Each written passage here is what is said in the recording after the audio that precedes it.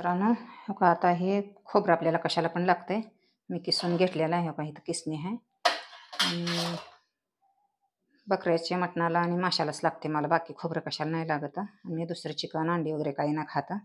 फक्त तेवढं आठवड्यातनं एकदा दोनदा लागते. आणि हो का ही तुम्हाला ही बेसन पिठापासून बनवलं आहे. असं टेस्ट लागतं ना, बेसन पीठ मळायचं, भाकरीचं पीठ किंवा चपातीचं पीठ मळल्यासारखं. आणि जरा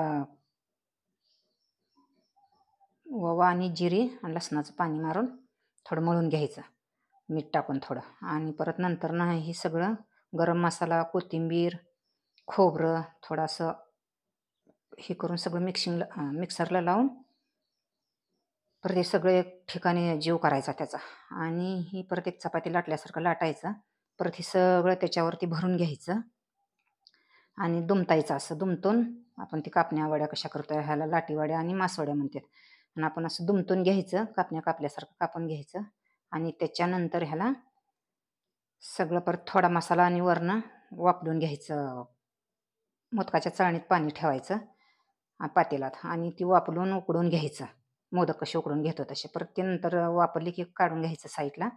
आणि त्याच्यानंतर बघा वापरली की तव्यात असो, कढईत असो, काय का असं ना, सगळं तुम्ही असं मस्तपैकी ते वरनं थोडा आहे ती मसाला, जे मसाला तुम्हाला दिसतो ना, ती मसाला फक्त फोडणी टाकून असं खालीवर आळूच्या वड्या ते आता वापरून घेऊन कशा खालीवर करतात का तसं खालीवर करायचं मित्रांनो. ओके.